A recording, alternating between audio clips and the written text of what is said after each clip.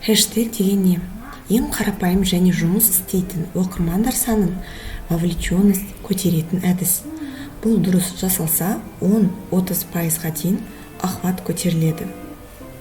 Және ол осындай крестик сияқты сызық арқылы, осындай міне қазір көрсетейін, мұндай осындай белгі арқылы жасалатын ключевой сөз. Яғни ол тізбектер, ключевой сөз тізбектері іздеуді жеңілдететін, іздеген ақпаратты тез табу үшін қойылады. Немесе рубрика ретінде де қойылуы мүмкін. Хэштег қою ережелері. Бірінші, хэштег осындай түрде, үстіңгі түрінде мағынасына қарай жазылады, немесе астыңғы слэш арқылы жазылады. Бірақ слитно жазған, яғни бірге жазылған, ешқандай пробелсіз жақсылау. Және екінші, ол өз тілінде жазу хэштег. Яғни сіз қазақша сайт, қазақша аккаунт болса, әрине қазақша жазса жақсы. Себебі сіздің публикацияңыз барлығы қазақ тілінде. Немесе орыс тілінде болса, онда орыс тілінде хэштегтер болады. Үшінші, хэштегтерді текст арасына қою жақсы емес. Ұнатпайды және көбісі оқығысы келмейді. Және рекламда хэштегтер көп болса спам болады. Олар түрлі сондай сатуға тезірек көбінесе сондай маркетолог, яғни сетевой маркетинг деген қолданатын хэштегтер болса, олар спам болады. Бесінші, өте көп қолданатын хэштег қолданбаңыз. Мысалы, махаббат, өмір, тағы да басқа әртүрлі ағылшын тіліндегі хэштегтер. Өйткені сізді оның арасында табу қиын болады, және ол мағынасына қарай емес. Алтыншы, бұл ұзындау және бірақ өте популярный болмайтын хэштег қолдануыңыз қажет. Яғни конкуренциясы төмен хэштег қолдануыңыз қажет. Жалпы бір публикацияға 15-25 хэштег жазуға болады. Және хэштегті жеке комментарий ретінде қойсаңыз жақсы. Яғни публикация, содан кейін комментарий, сол комментарийда сіздің хэштегтеріңіз. Тағы бір ереже, бұл бір хэштегтер тізбегін қайта-қайта қоя бермеңіз, охваты түсіріп тастайды. Яғни алмастырып тұрыңыз. Мағынасына қарай барлығын дұрыстап отырыңыз. Және міндетті түрде релевантты хэштегтер қойыңыз. Ол дегеніміз іздеген ақпараттың мазмұнына сай келуі. Сай келу деген мағына береді. Яғни сізге қатысы бар керек қана рекламалар сізге Google шығады. Сондықтан, мысалы, сіз жазсаңыз детская одежда Астана деп жазсаңыз, Google-да сізге детская одежда магазиндері шығады Астанадағы. Солай сияқты Инстаграмда да сіз іздесеңіз детская одежда Астана деп, сіздің алдына да сондай хэштегтер бар публикациялар шығады. Бірақ бір публикация, ол да совсем детский одежда емес, басқа бірдеңе сататын жай ғана қоя салса хэштег, ол әрине ол сол аккаунтқа ешқандай пайда келмейді. Себебі адам басқа бірдеңе іздеді. Оған басқа келді поискта, басқа дұрыс емес шықты поискта. Демек дұрыс емес. Сондықтан релевантты іздейтін адам өзін іздегенін тапсын. Хэштег түрлері. Екі түрі релевантты, яғни жалпы хэштегтер тақырыбына сай, мағынасына сай келетін хэштегтер деген сөз. Және екінші рубрикатор, яғни рубрика ретінде қосалқы хэштегтер. Рубрика болатын, мысалы, сізде өзіңіз рубрика ашасыз, өзіңіздің бір жеке бір хэштегіңіз болады. Индивидуальный бір хэштегтерін ашуыңыз қажет. Мысалы, менің блогым, мысалы, Мадина Салих болса, Мадина Салих нижний слэш, астыңғы сызық рецепты. Немесе Мадина Салих астыңғы сызық полезные свойства деген сондай өзге өзінің рубрика ретінде қалыптастыратын хэштегтер жасауға болады. Және сондай хэштегтер жасаған өзіндік жеке жасаған жақсы. Хэштег типтері. Ол мен орысша жаздым, себебі көбінесе орыс тілінде барлық анау сайт барлығы орыс сөздермен жазылады. Высокочастотный, яғни жоғары деңгейлі, среднечастотный орта деңгейлі, низкочастотный төмен деңгейлі және аз популярлы. Высокочастотный, яғни жоғары деңгейлі деген ол 100 мыңнан жазулар сәйкес келетін хэштегтер. Орта деңгейлі ол 10 мыңнан келетін жазбалар. Низкочастотный, төменгі частоттық жазбалар ол 10 мыңнан аздау жазбалар болады. Сондай хэштегтер. Сондай 10 мыңнан аздау қолданған хэштегтер. Және аз қолданылған бұл деген 500-ден көп емес қолданылған хэштегтер, яғни қолданылған хэштегтер жазбалары. Қандай хэштегтерді қолдану керек десеңіз, бұл жоғарғы деңгейлі де, орта деңгейлі де, төмен деңгейлі де хэштегтер қолдануға болады. Және өзіңіздің рубрика ретінде қолданатын хэштегтеріңіз, өзіңіз фирменный хэштегтеріңіз болса, онда қолданып, өзіңіздің охватыңызды көтеруге болады. Және осы өзіңіздің әр публикацияда өзіңіздің бір хэштегтеріңізді қолданған жақсы, барлығын рубрикаға бөліп, рубрика ретінде бөліп, хэштегтерді соған қарай қалыптастыру жақсы болады. Хэштег қою сервистері websta.me, hashtags.org және mytagger.com. Осы сайттар арқылы подбор хэштегов дейді. Сол өзіңіздің хэштегтері қарап шығуға болады, өзіңіздің нишаңызға қарай қандай хэштегтер болады екен, оның популярностін қандай екен, сондай барлығы статистикасын осы сайттарда қарауға болады. Мысалы websta.me-де ол құрастыру, енді хэштег құрастыру сайты, оның аналитикасы бар. mytagger.com-да генераторымен, бірақ аналитикасы жоқ. Яғни генератор дегенде өзі сіздің нишаңызға қарай жасап шығарып береді хэштегтерді сізге келетін, бірақ аналитикасы жоқ, яғни статистикасы жоқ. websta.me-де ол Instagram желісіне жақын сондай хэштегтер көрсетеді және толық аналитикасы бар. Енді көбінесе осы websta.me-ні қолдануға болады. Контент түрлері. Контент үшке бөлінеді. Бұл сатылым әкелетін контент, көңіл көтеретін контент және пайдалы ақпараттық контент. Көңіл көтеретін контент ол, яғни көңіліңізді көтеретіндей сондай развлекательный контент. Конкурстар, құттықтаулар, әзілдер, мотивациялық посттар, басыңыздан өткен қызық жағдайлар, сұрақ-жауап, үздік тізімдер, яғни қандай кітаптар бар қызықты, соның тізімдерін, кинолардың қызықты тізімдерін және пайдалы бағдарламалар, қосымшалар дегендей, демалыс орындары, тағы басқа. Интерактивті посттар. Сон барлығы көңіл көтеретін контентке кіреді. Пайдалы ақпараттық контент, яғни пайда келетін информациялық, яғни ақпарат ішінде қанық болатын қызықты бір контент. Бағдарламалар, лайфхак, мысалдар, кеңестер, оқыту мысалдары және кейстер. Яғни сіз өзіңіздің оқырманыңызға қандай пайдалы ақпарат контент бере аласыз, соны өзіңіз ойластыру қажетсіз. Және осындай түрлі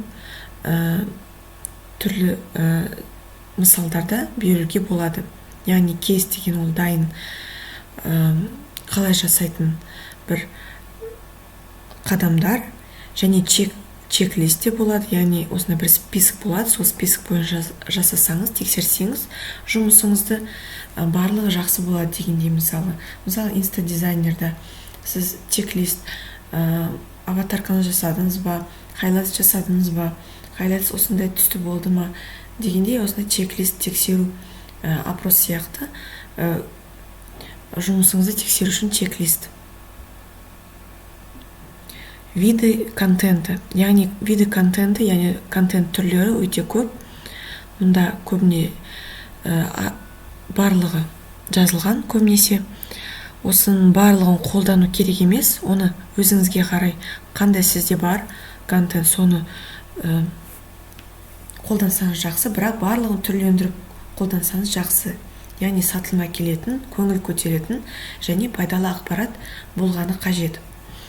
Мысалы, мұнда текстте мәтіндік, информационный статья, рекламный текст деген руководство, пособие, рецензия дейді, мысалы, кейс дейді, пікірлер, графикада, яғни графика бойынша көрсетілетін, суретпен көрсетілетін иллюстрация, комикс ретінде, мысалы, сондай блогтар бар, мен көрдім, комикс ретінде суреттер әртүрлі қызықты, тек қана суретті оқып отырасың. Әртүрлі инфографика, яғни бұл алманың ішінде қандай витаминдер бар деп, осыны барлығын сурет түрінде көрсетіп тұрады.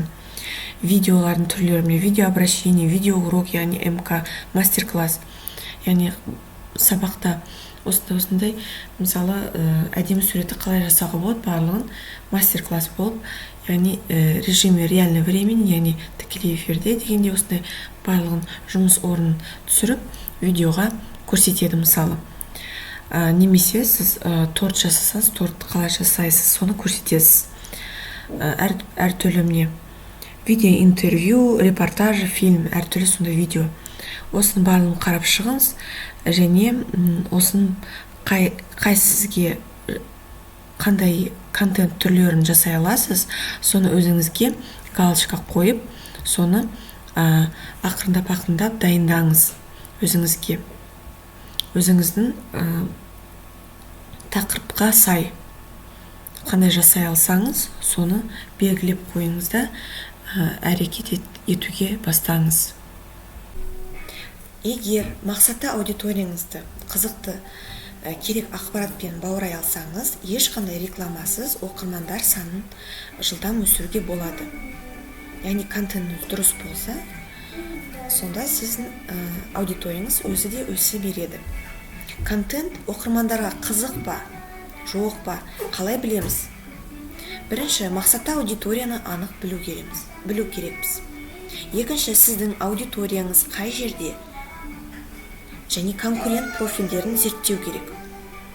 Тематикалық сайттар және әлеуметтік құрылтайлар, сообществолар зерттеу. Адамдар қандай сұрақтарға жауап іздейді? Мысалы, соған қатысты бір ашық мәнді пост жазыңыз. Мысалы, осы сообществоға кіріңіз, адамдар қандай сондай сұрақ жазады, қандай бір проблемалары бар. Соны қандай проблема бар, соны өзіңіздің посттарыңызда шешіңіз. Сіздің тематика бойынша әрине.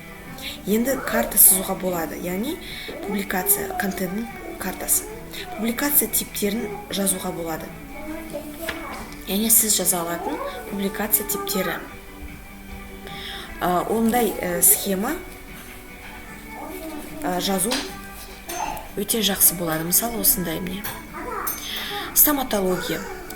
Оның клиника қызметтері, практикадағы жағдайлар жазу, до-после алдындағы соңындағы фотолары, клиент пікірлері, күн сайындағы күтім, аурудың алдын алатын шаралар, емдеу процесінің сипаттары, аурулар симптоматикасы, не үшін емдейміз, қалай емдейміз. Осындай, мысалы, схема жазылған. Стоматология тақырыбына сай.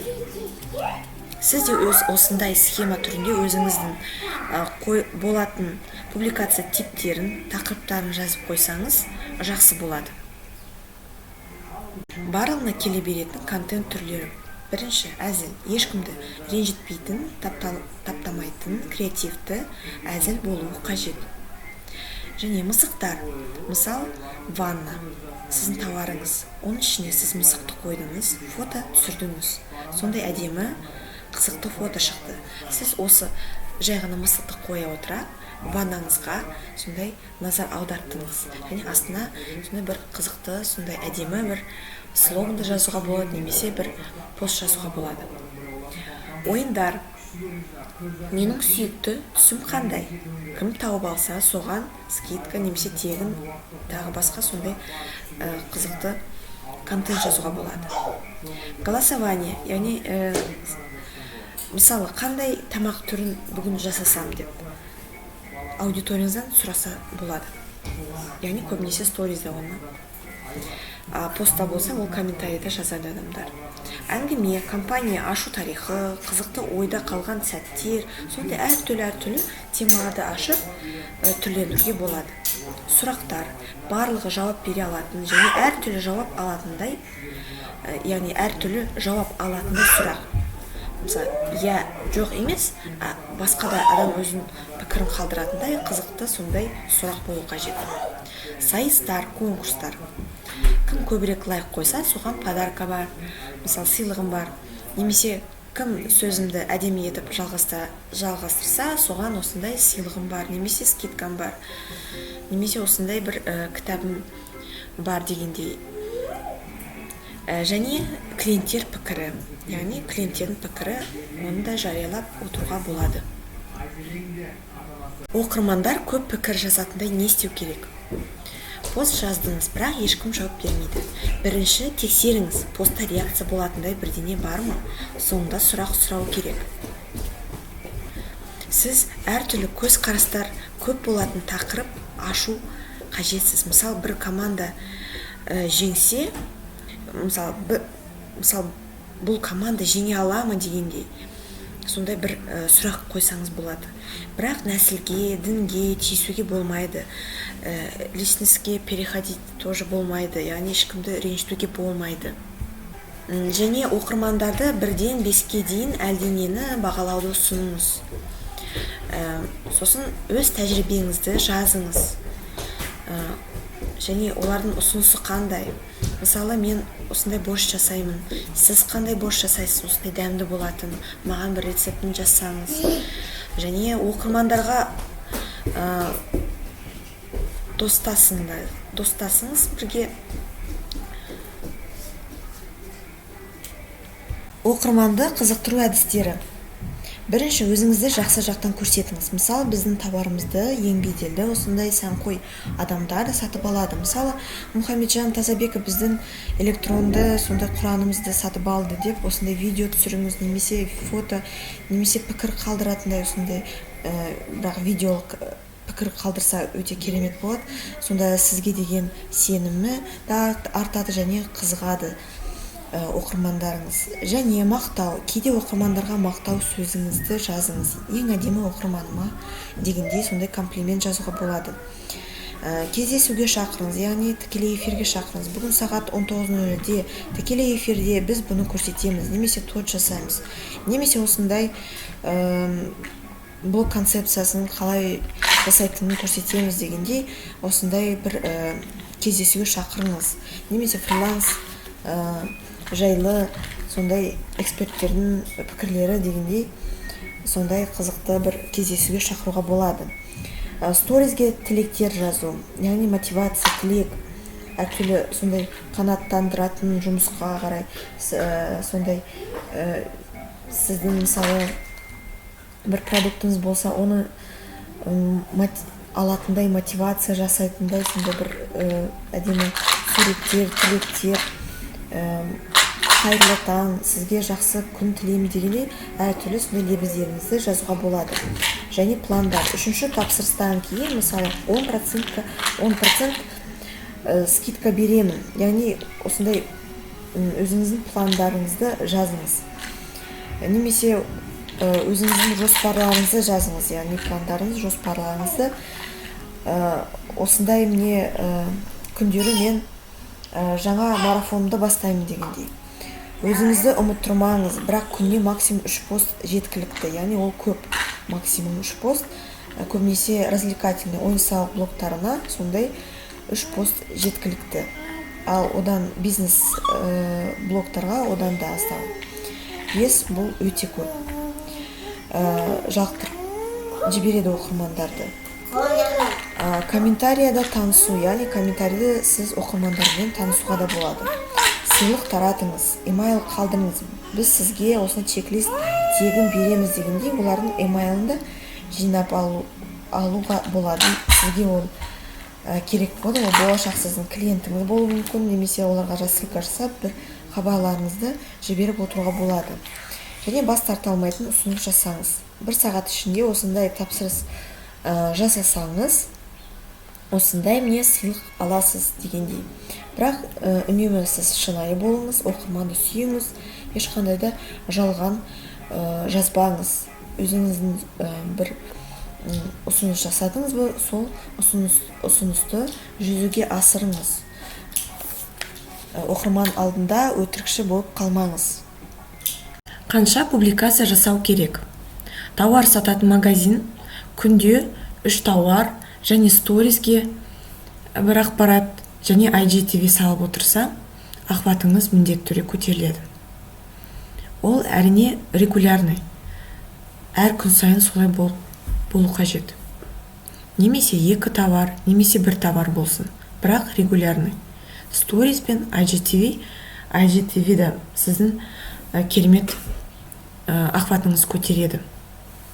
Яғни ол біреудің видеосы емес, өзіңіздің түсірген видеоңыз. Және күнде минимум 5 немесе 7 сторис салып отыру охват көтереді. Яғни ол фото мен видеоны алмастырып қойып, сіз 5-7 сторис саласыз. Және ол қызықты болу қажет әрине. Ең аз аптада 2 немесе 3 пост жазу керек. Ол ең азынан. Сіздің мүмкініңіз болса, одан да көбірек пост салсаңыз жақсы. Әрине, әр пост ол содержательный, яғни информативный, ақпаратты, пайдалы, айтқандай, сондай жақсы бір публикация болу қажет. Ойын-сауық, развлекательный блог үшін 3 пост, яғни күнде 3 пост жасап отырсаңыз жақсы. Себебі ол сондай қызықты бір видеолар, фотолар, сондай күлдіретін бір суреттер дегендей, сондай публикация жасалып отыру керек.